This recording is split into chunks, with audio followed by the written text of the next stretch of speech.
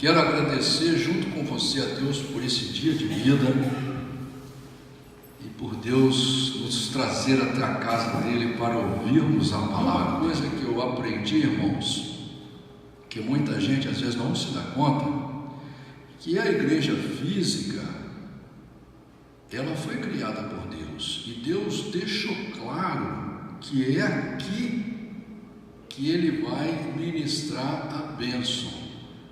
Deus diz que quando a gente está na igreja, os olhos dele estão atentos à nossa oração.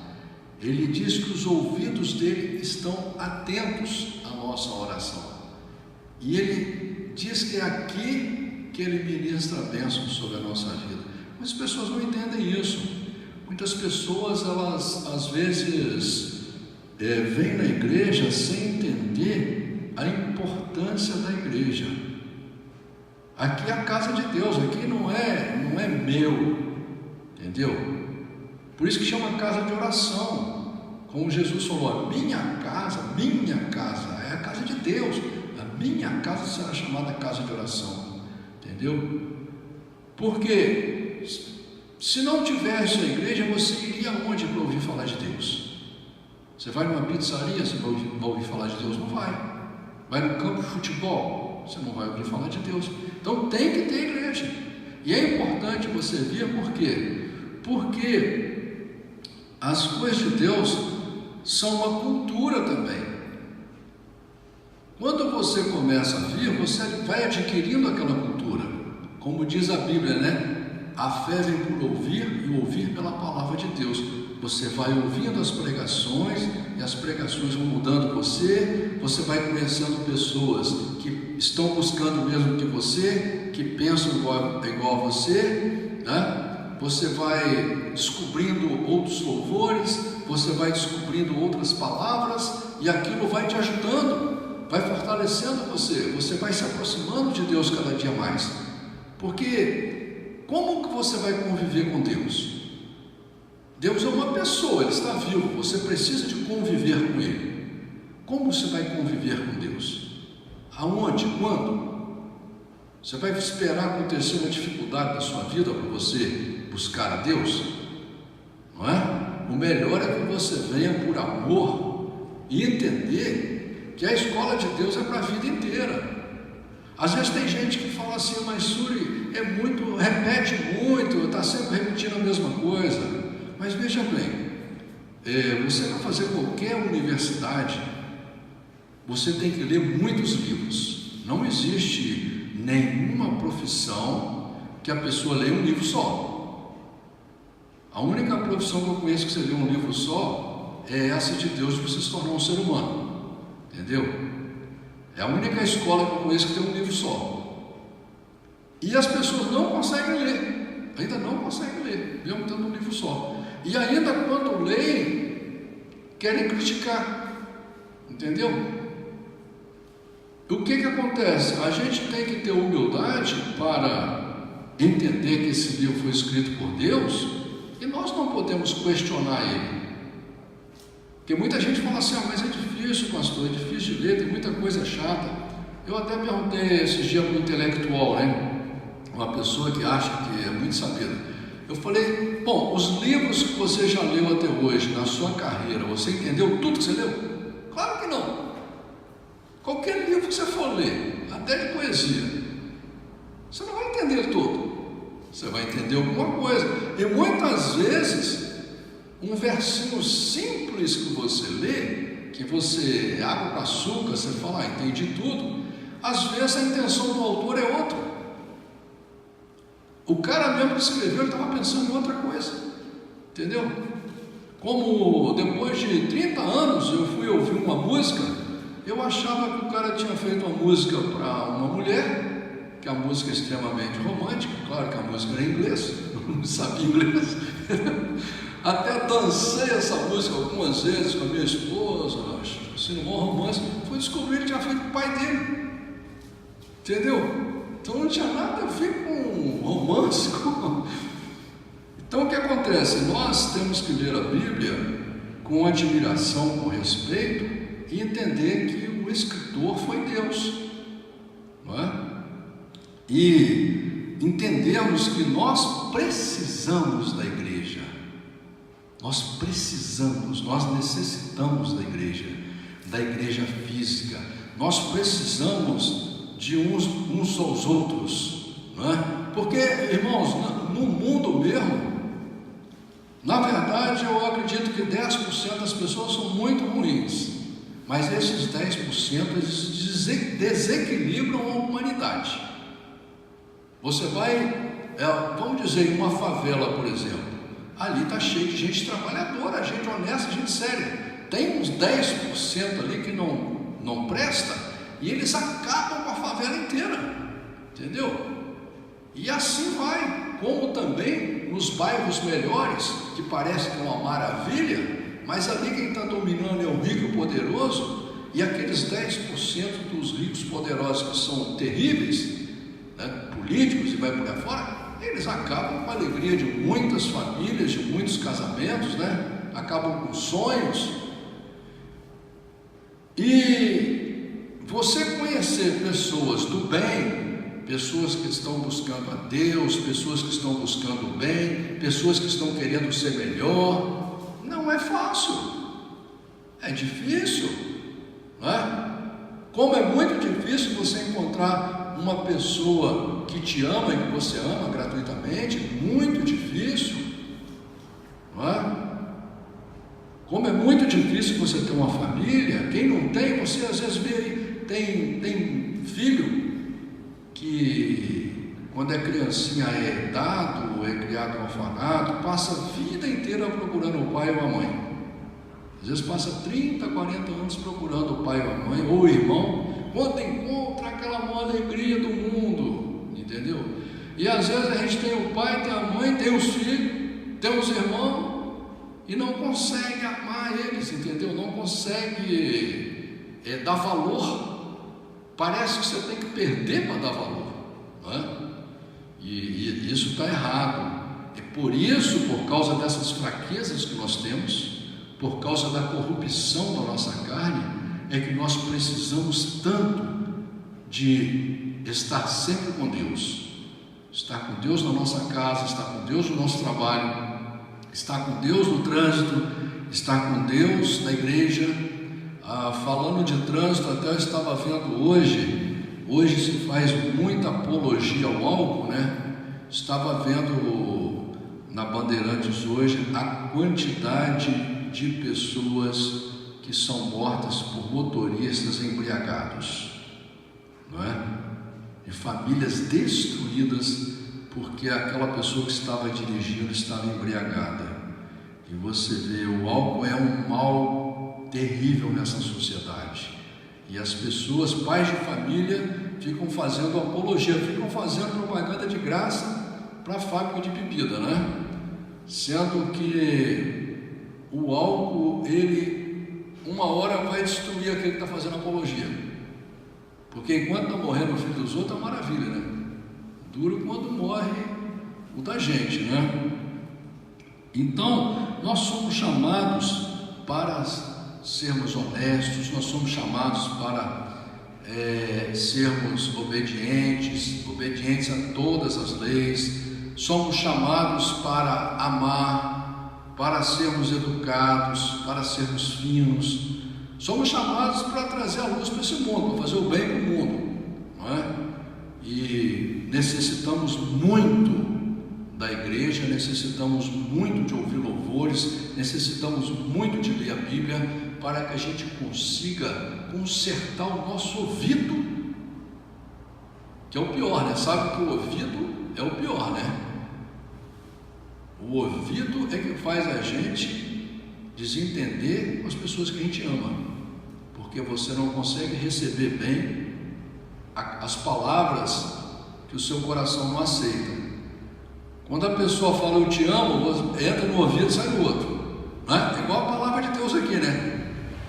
Nada aqui na Bíblia vai fazer mal para você, só faz o bem, mas entra no ouvido e sai no outro, né?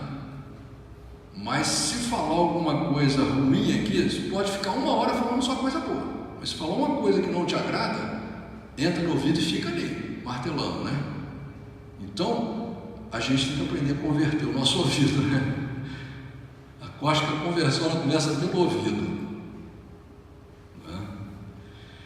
Louvado seja esse Deus maravilhoso, esse Deus tão maravilhoso. Quanto mais, irmãos, a gente entrega o coração para Deus, mais Deus se faz presente na nossa vida, não é? Por isso que diz lá no livro de Jeremias, que Deus fala: quando me buscardes de todo o coração. Quando, não importa, irmão, a sua situação, mas quando você abre o coração, quando você fala: não, Senhor, eu quero te amar de todo o meu coração, eu ainda não consigo, meu coração é duro ainda, meu amor é pequeno, a minha fé é pequena, eu ainda estou caminhando por caminhos tortos, mas o meu desejo é te amar de todo o coração. Quando você começa a declarar para Deus, a entender que Deus tem que fazer a vontade dele na sua vida, aí você começa a encontrar com Deus. Jeremias 29:3 diz assim: e buscar-me-eis e me achareis quando me buscares com todo o vosso coração. Entendeu? Você vai achar Deus quando você buscar Deus de todo o seu coração. Por isso que as pessoas vêm a Deus na dificuldade, porque quando ela está numa situação muito profunda, ela não tem saída, então ela busca socorro em Deus. Aí ela vem mesmo com amor, procurando aquela solução. E acaba Deus, como Deus é bom, né? Deus é maravilhoso, Deus é misericordioso, Deus acaba se mostrando presente a essa pessoa. Louvado seja esse Deus maravilhoso. Livro de Isaías, capítulo 50. Diz a palavra do Senhor assim: assim diz o Senhor: onde está a carta de divórcio de vossa mãe, pela qual eu a repudiei? Ou quem é o meu credor, a quem eu vos tenha vendido? Eis que por vossas maldades fostes vendidos, e por vossas transgressões vossa mãe foi repudiada. Por que razão vim eu e ninguém apareceu? Chamei e ninguém respondeu? Porventura tanto se encolheu a minha mão que já não possa remir? Ou não há mais força em mim para livrar? Eis que com a minha repreensão faço secar o mar, torno os rios em deserto, até que cheire mal os seus peixes, porquanto não tem água e morrem de sede. Olha, irmãos, aqui Deus já está deixando claro que é nós que abandonamos a Deus. Por isso que em vários lugares da Bíblia ele diz que ele tem poder para fazer tudo o que você quer, para realizar todos os seus sonhos. Só que você tem que fazer a vontade de Deus. A hora que você se humilhar, abrir seu coração e falar: Senhor, eu quero fazer a tua vontade. Quando você parar de cochear em dois pensamentos, quando você sair de cima do muro. Por que tem que ser assim, irmãos? Apesar de Deus ser maravilhoso, por que nós temos que depender de Deus? Porque Deus, primeiro, que Ele é Pai. Algum pai normal, decente, você já viu desejar alguma coisa de ruim para o filho? Não. Ele dá a vida pelo filho. Segundo, que Ele é muito mais sábio do que nós. Terceiro, que Deus é perfeito. Ele não tem esses defeitos que nós temos de maldade, de ruindade, toda a corrupção que há dentro de nós. Tanto que Jesus, como homem, mostrou. É só você ler a vida de Jesus, você vai ver. E a gente na carne, devido à nossa ruindade, nós não conseguimos ser como Jesus. Nós acabamos falhando, não é? E por isso dependemos da ajuda de Deus. Agora, como que Deus vai te ajudar se você não quiser? Como que Deus vai te consertar se você achar que está perfeito? Por isso que a palavra de Deus é sempre de exortação. E por isso que a nossa situação é de dependência. Nós temos que depender de Deus. Porque sozinho somos fracos. Somos fracos. A gente não pode acreditar no nosso pensamento. A gente mesmo leva a gente para o buraco. Então o que Deus está falando aqui, olha, porventura, tanto se encolheu a minha mão que eu já não posso remir, eu não posso ajudar? Não, a mão de Deus não está encolhida que eu não posso ajudar. Como ele diz, meus ouvidos não estão agravados que eu não posso ouvir. Versículo 3. Eu, visto os céus de negridão, por-lhes-ei um saco para a sua cobertura. O Senhor Deus me deu uma língua erudita, para que eu saiba dizer a seu tempo uma boa palavra ao que está cansado. Ele desperta-me todas as manhãs, desperta-me o ouvido para que ouça, como aqueles que aprendem. O Senhor Deus me abriu os ouvidos, e eu não fui rebelde, e não me retirei para trás. As minhas costas ofereciam aos que me feriam, e a minha face aos que me arrancavam os cabelos. Não escondi a minha face dos que me afrontavam e me cuspiam. Aqui é uma profecia falando sobre Jesus. Quando você lê o contexto da Bíblia, você vai entender lá no Novo Testamento, em algumas outras passagens, alguns outros livros da Bíblia, você vai entender que aqui está falando sobre a vida de Jesus. Amém? Porque o Senhor Deus me ajuda, assim não me confundo.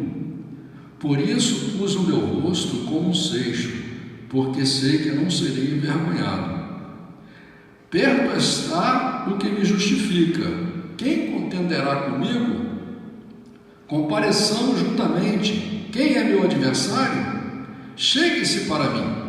Eis que o Senhor Deus me ajuda. Quem há que me condene? Eis que todos eles, como roupas, se envelhecerão, e a traça os comerá. Quem há entre vós que tema ao Senhor e ouça a voz do seu servo? Olha aqui a pergunta que Deus está fazendo, não é? As pessoas não têm temor a Deus. Não é medo de Deus, não é temor, é respeito, admiração pela pessoa que Ele é, não é? Você vê que essa palavra, a Bíblia, é uma palavra tão sábia, tão diferente de tudo que há no mundo, que ela transforma a vida de milhões de pessoas na terra, pessoas de línguas diferentes, de culturas diferentes, pessoas muitas vezes que estão indo por um caminho totalmente torto, totalmente errado, pessoas às vezes que iam se suicidar, pessoas às vezes que iam matar, pessoas às vezes que iam roubar, e essa palavra muda completamente a direção dessa pessoa. Porque essa pessoa ela ouve essa palavra, ela tem temor a Deus, ela tem respeito a Deus, ela tem admiração. Então, é o que está dizendo aqui, né? Quem há entre vós que tema ao Senhor e ouça a voz do seu servo? Quando andar em trevas e não tiver luz nenhuma, confie no nome do Senhor e firme-se sobre o seu Deus. Eis que todos vós que acendeis fogo e vos cingis com faíscas, andai entre as labaredas do vosso fogo e entre as faíscas que acendestes, isto vos sobrevirá da minha mão, e em tormentos jazereis. Ou seja, aqui está falando da pessoa que confia em si mesmo, nos poderes do mundo, e não confia em Deus. A pessoa vai sofrer, não é? E aquele, como diz aqui, aquele que está em dificuldade, que teme a Deus, que ama a Deus, esse aqui está dizendo, confie no nome do Senhor, entendeu? Se esconda em Deus, que Deus vai te ajudar, Deus vai te livrar. Capítulo 51. Ouvi-me vós, os que seguis a justiça, os que buscais ao Senhor, olhai para a rocha de onde fostes cortados, e para a caverna do poço de onde fostes escavados. Olhai para Abraão, vosso pai, e para Sara, que vos deu a luz, porque, sendo ele só, o chamei e o abençoei e o multipliquei. Deus está falando sobre os nossos descendentes, que servem de exemplo para nós. Muitas pessoas não entendem que as histórias que são contadas na Bíblia, a maioria delas são para o nosso exemplo. Tem pessoas que leem o Velho Testamento e querem condenar ao Deus do Velho Testamento era mau. Ele não entende no texto e contexto que não era Deus que queria aquelas leis, era o homem que queria aquelas coisas, o homem que queria os sacrifícios, o homem que queria os ritos, o homem que queria um rei humano, e vai por aí fora. Então, quando você lê o texto e contexto, você vai entender que o Deus do Velho Testamento é o mesmo do Novo Testamento, não é? E o problema estava no pensamento do homem, mas mesmo naquele tempo da ignorância, no tempo que o homem era muito mais animal, muito mais instintivo, você vai ver pessoas como Noé, como Elias, como Eliseu, como Abraão, e tantos homens e mulheres como Esther, não é? Como Miriam, Débora, né? Você vai ver homens e mulheres que realmente buscavam ser pessoas melhores que eles eram, buscavam sempre se firmar na palavra de Deus, no projeto de Deus, e eram pessoas que conseguiram vencer toda a pressão da sociedade. Por isso que existem essas histórias, né? Inclusive, se você pega lá no Velho Testamento, no livro de Levíticos, tem muita coisa lá que as pessoas não entendem, que naquela época Deus colocou como lei, porque não existia o conhecimento que se tem hoje, científico, das bactérias, dos vírus, não existia rede de esgoto, não existia saneamento público, as pessoas, elas vagavam pelo deserto, eram nômades, né? A maioria moravam em cavernas, em cabanas, e aí você vê que muita lei que Deus deu ali, era lei para a saúde pública, para que não pegasse uma bactéria, um vírus ali e dizimasse toda aquela população, como aconteceu na peste negra, que praticamente quase dizimou a Europa, e vai para aí fora, né? Então tem lei ali que fala sobre o rato, e fala sobre até as necessidades fisiológicas, e muitas pessoas não entendem quando leem, porque você tem que pegar na história e entender que ali está contando exemplos para nós,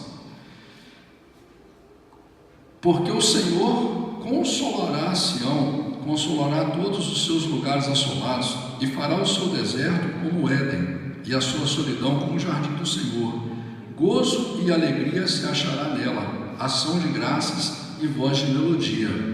Atendei-me, povo meu e nação minha, inclinai os ouvidos para mim, porque de mim sairá a lei, e o meu juízo farei repousar para a luz dos povos. Perto está a minha justiça, vem saindo a minha salvação, e os meus braços julgarão os povos, as ilhas me aguardarão, e no meu braço esperarão. Levantai os olhos para os céus e olhai para a terra embaixo, porque os céus desaparecerão como a fumaça, e a terra se envelhecerá como roupa, e os seus moradores morrerão semelhantemente. Porém a minha salvação durará para sempre, e a minha justiça não será abolida. Deus está dizendo aqui que o projeto da terra é falido, nós sabemos isso. Não há rico nem poderoso que sobreviveu.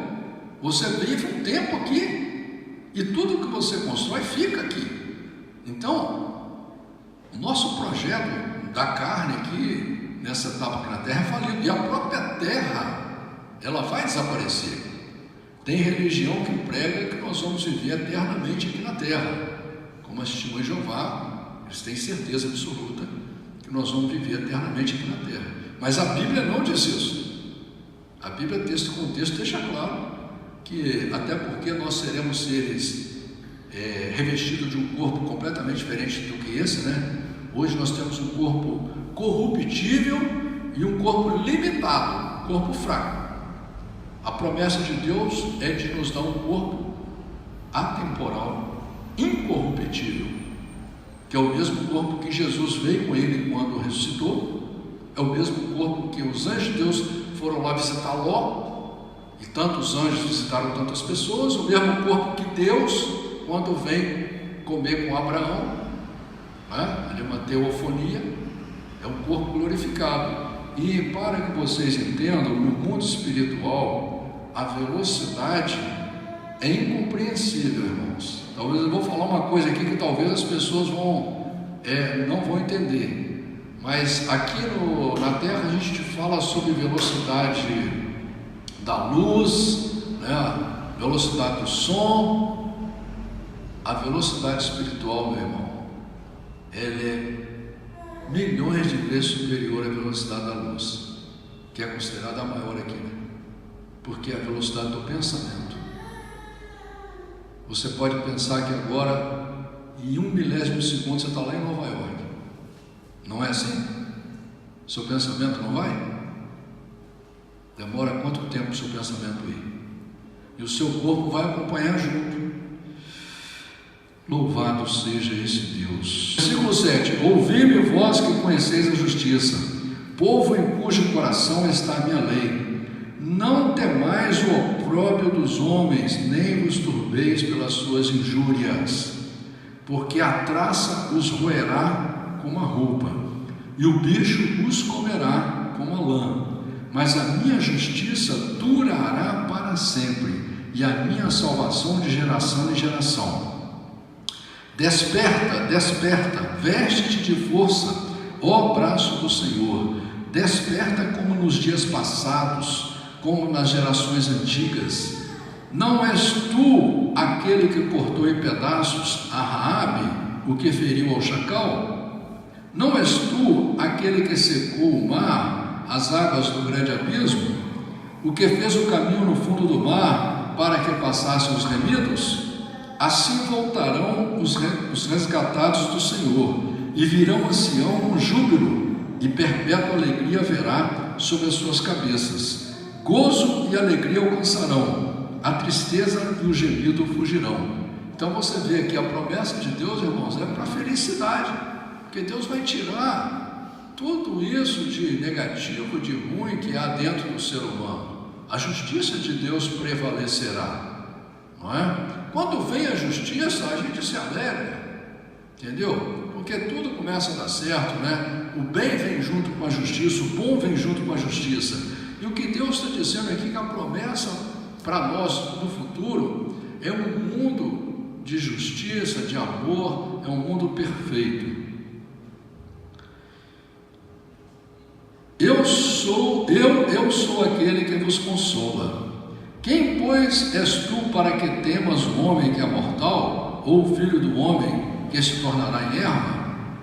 E te esqueces do Senhor que te criou, que estendeu os céus e fundou a terra, e temes continuamente todo dia o furor do angustiador, quando se prepara para destruir? Pois onde está o furor daquele que te atribulava?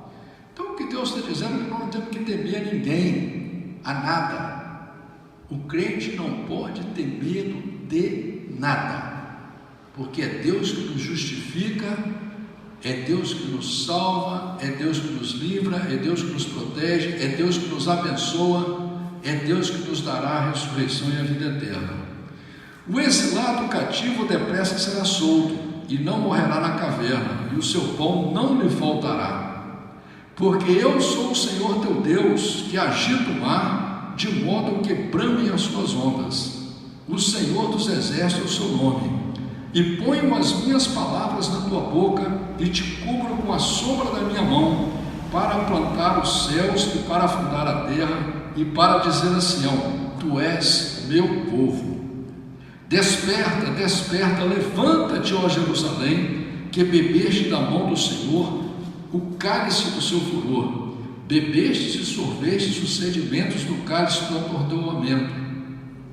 De todos os filhos que ela teve, nenhum há que a guie mansamente, e de todos os filhos que criou, nenhum há que a tome pela mão. Estas duas coisas te aconteceram. Quem terá compaixão de ti? A assolação e o quebrantamento, e a fome e a espada. Por quem te consolarei? Os teus filhos já desmaiaram, jazem nas entradas de todos os caminhos, como um antílope na rede. Cheios estão do furor do Senhor e da repreensão do teu Deus. Portanto, agora ouve isto, ó aflita e embriagada, mas não de vinho. Assim diz o teu Senhor, o Senhor e o teu Deus, que pleiteará a causa do teu povo. Eis que eu tomo da tua mão o cálice do atordoamento, os sedimentos do cálice do meu furor, nunca mais deles beberás. Porém, poluei nas mãos dos que te entristeceram, que disseram à tua alma: abaixa-te e passaremos sobre ti, e te pusestes as tuas costas como chão e como caminho nos viandantes. Ou seja, olha só, Deus está dizendo aqui que Ele tem uma promessa maravilhosa para a sua vida. Não importa quem está te perseguindo, não importa quem está te afligindo, o que importa é que se você entregar o seu coração para Deus, se você aceitar Deus na sua vida de verdade, o Senhor estará contigo, e lá na frente você vai entender e vai cantar o hino da vitória junto com Deus. Porque o ímpio, irmãos, o pecador, você tem visto na televisão aí a vida deles. Outro dia estava no hotel 5 estrelas, voando de primeira classe, morando em mansões, hoje está na cadeia. Esse é o futuro do pecador, esse é o futuro daquele que desobedece leis. Ele não tem futuro. Mas a promessa de Deus para aquele que ama Deus, para aquele que aceita o projeto de Deus na vida dele, é de um futuro maravilhoso. E é para quem crê, irmãos. É para quem crê. Por isso que a Bíblia deixa claro no livro de Hebreus: é necessário que aquele que crê, creia que Deus existe e que Ele é galardoador daqueles que o amam. Se você não acreditar que a Bíblia foi escrita para você, todas as promessas que estão aqui são para você. As maldições não são para você, não. As maldições são exemplos para que você não faça, para que você não erre. É Deus orientando, é Deus ensinando, é Deus mostrando: olha, esse aqui foi por esse lado, olha o que aconteceu com ele. Esse aqui foi por aquele lado, olha o que aconteceu com ele. Mas se você vier comigo, você vai ser feliz. Vai dar certo a sua vida. Essa é a promessa maravilhosa de Deus. Amém?